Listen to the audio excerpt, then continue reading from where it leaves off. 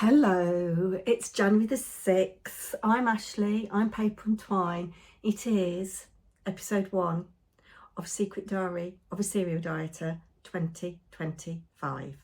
If you're like me and you love your food, you may find that you struggle with your weight, particularly as you get older. Full transparency, I've got a very special birthday coming up this year and it's not 50, sadly. I have been watching my weight for probably 35 years. And in that 35 years, I've yo-yoed between a size 10 and a size 20. I started the Secret Diary of a Serial Dieter journey probably, it was in the March of 2021 when I started this channel. I started in January 2021, or at least to camera videos in 2021. And I was 14 stone 2 when I started this journey. At my heaviest, I've been 14 stone 9, which is almost 15 stone. It's closer to 15 stone than 14 stone, isn't it? And I'm only 5'2", well, slightly less than that now. So you can see that I have at times looked very, very portly. There is a photo that exists of me, my husband, my daughter and my son, my eldest daughter and my son, at her graduation. And oh my God, I look so fat in that picture. I'm so ashamed of myself. My youngest daughter will, hopefully, fingers being crossed and toes being crossed and all being well, graduate this year. And I would like to wear something really nice. On top of that, I've also said it is a special birthday. And it is also my 30th wedding anniversary on July the 29th. So I do this, I put myself under pressure about what I should look like and how much I should weigh. There are benefits as you get older to carrying a little bit more fat. It's good for your organs, I'm led to believe. I'm not talking about being obese. I am obese, but just having a little tiny bit. And it's also good for your facial skin because it kind of hides those wrinkles a little bit more. Anyway, shall I put on now the food that I've eaten over the last 4 weeks? Let's do that.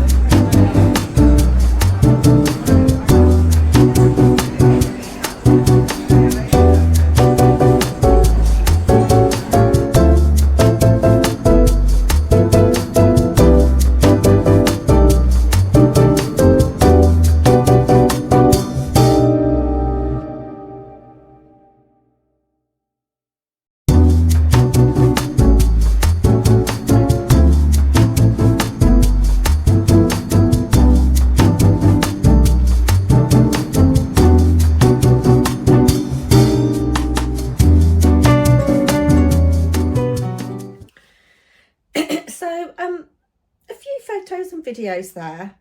At the kind of mid-December point, husband and I were really poorly, and I didn't film anything food-wise then. So a lot of what you saw was Christmas food.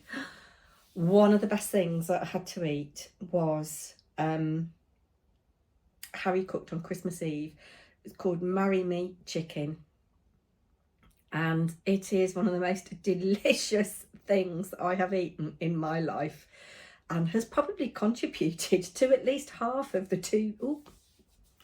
weight that I've put on recently. I've given a little slip away there, haven't I? So it was chicken. We had chicken thighs, boneless, skinless chicken thighs, and they were seared, and then they were cooked in this sauce of literally a whole block of parmesan, cream and butter, salt and pepper. And we had it with little roast potatoes and tender stem broccoli. And oh my word, it was delicious. The sauce was so Moorish. Did it have bacon in it as well? It might have had a little bit of pancetta in it as well. I can't quite remember.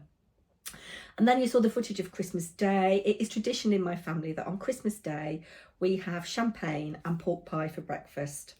That's been a Birmingham tradition for many years, and what we have added since my eldest daughter has been keen on cooking, on Christmas morning she also makes, I think it's a Delia Smith recipe, it might be in the Christmas book, Christmas morning muffins. I'm pretty sure it's Delia. Christmas Eve is also a tradition where eldest daughter and hubby make sausage rolls, and they're very good at them now. So we had all of this stuff for breakfast on Christmas Day, and then it was really relaxed this year. Actually, there were just the 5 of us. My dad came, which was lovely.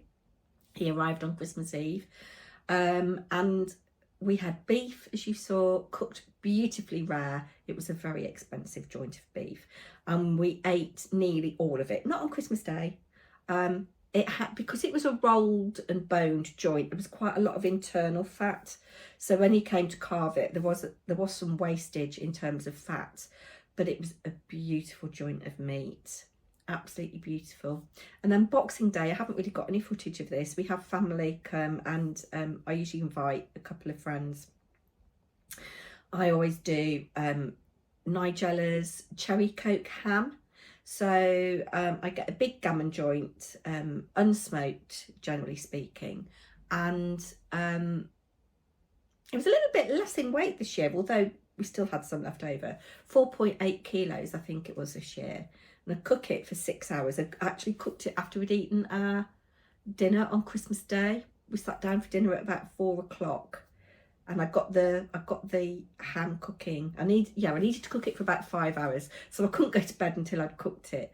So that was really good. It meant I was less stressed on Boxing Day, because all I'd got to do was take the rind off, score the fat with the crisscross things, and then I make a glaze of cherry jam, red wine vinegar, and smoked paprika, and then you coat your ham with that and roast it for 30 minutes, and you get a nice glaze on the outside of the ham. So served that with dauphinoise potatoes, which Molly took control of, and red cabbage, which I took control of. There was red cabbage left, which went to waste, which was a real shame. The dauphinoise potatoes nearly all went. There was quite a lot left, to be fair, and I made something for a few days after Boxing Day. I fried up some mince with onions and carrots, and then I topped with the dauphinoise potato and baked it in the oven, and that was really nice actually. And then the day after Boxing Day, it's tradition, we mix all the vegetables up and we have cold meat and bubble and squeak. So I've eaten really well. I've had Pete's done his signature prawn spaghetti. The prawns were beautiful. And then on Saturday night, went out with some friends for drinks, early doors, which was really good actually, because the snow was forecast and we didn't want to be out late, plus we were tired. And we went for a Pan-Asian meal to a place called Umai. You saw some footage of that in my food diary there. And that was beautiful food. I think my dish was Korean, and it's a place we'll definitely be going back to. Anyway, I'll put on now I got on the scales at 6:45 this morning. I'll put that on now.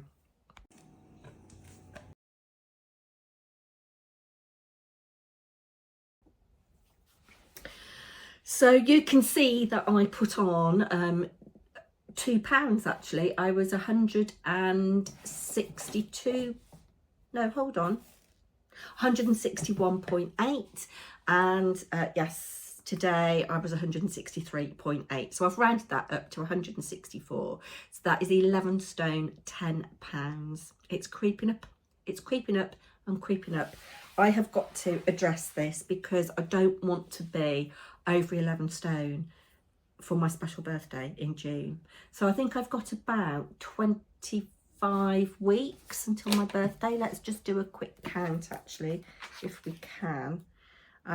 So we're today, Monday the 6th. So I've got 1, 2, 3, 4, 5, 6, 7, 8, 9, 10, 11, 12, 13, 14, 15, 16, 17, 18, 19, 20, 21 weeks until my birthday.